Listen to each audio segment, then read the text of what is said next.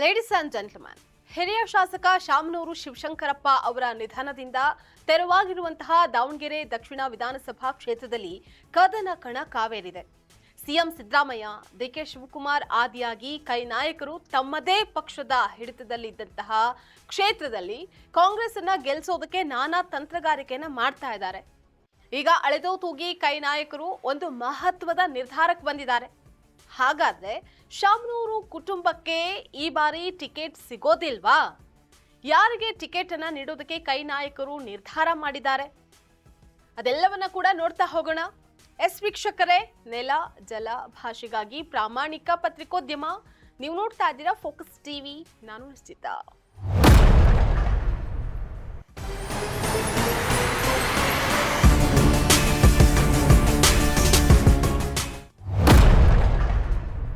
CM ಸೀಟಿನ ಕದನದ ಜೊತೆಗೆ ರಾಜ್ಯದಲ್ಲಿ ಉಪಕದನ ಕಣವು ಕಾವೇರ್ತಾ ಇದೆ.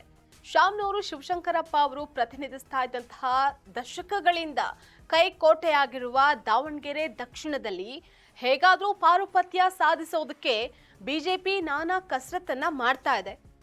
ಇದನ್ನ ಗಂಭೀರವಾಗಿ ಪರಿಗಣಿಸಿರುವಂತಹ ಕಾಂಗ್ರೆಸ್ ನಾಯಕರು ಹೇಗಾದ್ರೂ ಬಿಜೆಪಿ ಕ್ಷೇತ್ರವನ್ನ ಬಿಟ್ಟು ಕೊಡದಂತೆ ನಾನಾ ಕಸರತ್ತನ್ನ ಮಾಡ್ತಾ ಇದ್ದಾರೆ. ಬಿಜೆಪಿ ಹೈಕಮಾಂಡ್ ಹಾಗೆ ದಕ್ಷಿಣ ಭಾರತದ ಬಿಜೆಪಿಯ ಭೀಷ್ಮ ಯಡಿಯೂರಪ್ಪ ಅವರು ಮಾಜಿ ಸಂಸದ ಜಿಎಂ ಸಿದ್ದೇಶ್ವರ ಅವರಿಗೆ ಅಥವಾ ಅವರ ಕುಟುಂಬದ ಸದಸ್ಯರಿಗೆ ಟಿಕೆಟ್ ಅನ್ನ ನೀಡೋದಕ್ಕೆ ಪ್ಲಾನ್ ಮಾಡಿದ್ದಾರೆ. ಇದು ಕೈ ನಾಯಕರ ಆತಂಕವನ್ನ ಮತ್ತಷ್ಟು ಹೆಚ್ಚು ಮಾಡಿದೆ. ಹಾಗಾಗಿ ಹೇಗಾದ್ರೂ ಮಾಡಿ ಬಿಜೆಪಿ ಗೆಲುವಿಗೆ ಅವಕಾಶವನ್ನ ನೀಡಲೇಬಾರದು ಅನ್ನುವಂತಹ ಯೋಚನೆಯಲ್ಲಿದ್ದಾರೆ ಕೈ ನಾಯಕರು. ಇದಕ್ಕಾಗಿ ತಮ್ಮ ತಂತ್ರಗಾರಿಕೆಯಲ್ಲಿ ಸ್ವಲ್ಪ ಬದಲಾವಣೆಯನ್ನ ಮಾಡಿಕೊಂಡಿದ್ದಾರೆ. ಇಷ್ಟಕ್ಕೂ ಕೈ ನಾಯಕರ ಆ ತಂತ್ರಗಾರಿಕೆ ಆದ್ರೂ ಏನು ಅಂತ ನೋಡೋದಾದ್ರೆ, ಈ ಹಿಂದೆ ಮಾಜಿ ಸಿಎಂ ಬಸವರಾಜ ಬೊಮ್ಮಾಯಿ ಅವರ ಸ್ವಕ್ಷೇತ್ರ ಹಾವೇರಿ ಜಿಲ್ಲೆಯ ಶಿಗ್ಗಾವಿ ವಿಧಾನಸಭಾ ಕ್ಷೇತ್ರಕ್ಕೆ ನಡೆದಂತಹ ಉಪಚುನಾವಣೆಯಲ್ಲಿ ಅನುಸರಿಸಿದಂತಹ ತಂತ್ರಗಾರಿಕೆ ಅದೇನಪ್ಪಾ ಅಂತ ಅಂದ್ರೆ, ಮುಸ್ಲಿಂ ಅಭ್ಯರ್ಥಿಗೆ ದಾವಣಗೆರೆ ದಕ್ಷಿಣ ಟಿಕೆಟ್ ಅನ್ನ ನೀಡೋದಕ್ಕೆ ಕೈ ನಾಯಕರು ಪ್ಲಾನ್ ಮಾಡ್ಕೊಂಡಿದ್ದಾರೆ ಅಂತ ಹೇಳಲಾಗ್ತಾ ಇದೆ. ಬಿಜೆಪಿಯ ಭದ್ರಕೋಟೆಯಾಗಿದ್ದ ಶಿಗ್ಗಾವಿಯಲ್ಲಿ ಕೈ ನಾಯಕರು ಅನುಸರಿಸಿದಂತಹ ಈ ತಂತ್ರ ವರ್ಕೌಟ್ ಆಗಿತ್ತು. 2023ರ ನವೆಂಬರ್ನಲ್ಲಿ ನಡೆದಂತಹ ಉಪಚುನಾವಣೆಯಲ್ಲಿ ಕಾಂಗ್ರೆಸ್ ಅಭ್ಯರ್ಥಿ ಯಾಸೀನ್ ಅಹಮದ್ ಪಠಾಣ್ ಅವರು ಬೊಮ್ಮಾಯಿಯವರ ಪುತ್ರ ಭರತ್ ಬೊಮ್ಮಾಯಿ ವಿರುದ್ಧ ನಿರಾಯಾಸವಾಗಿ ಗೆದ್ದಿದ್ರು.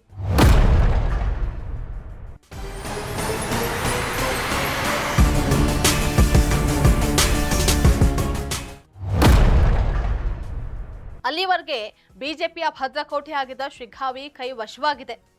ಯಾಸಿರ್ ಅಹಮದ್ ಪಠಾಣ್ ಅವರು ಶಾಸಕರಾಗಿದ್ದಾರೆ. ಈಗ ದಾವಣಗೆರೆ ದಕ್ಷಿಣದಲ್ಲೂ ಮುಸ್ಲಿಂ ಅಭ್ಯರ್ಥಿಗೆ ಟಿಕೆಟ್ ನೀಡೋದಕ್ಕೆ ಕೈ ನಾಯಕರು ಚಿಂತನೆಯನ್ನ ನಡೆಸಿದ್ದಾರೆ.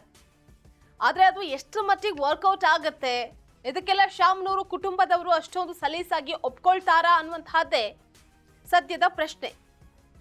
ಇದಾಗಿತ್ತು ಇವತ್ತಿನ ಫೋಕಸ್ ಸ್ಪೆಷಲ್ ಸ್ಟೋರಿ. ನೆಲ ಜಲ ಭಾಷೆಗಾಗಿ ನೋಡ್ತಾರೆ ಫೋಕಸ್ ಟಿವಿ.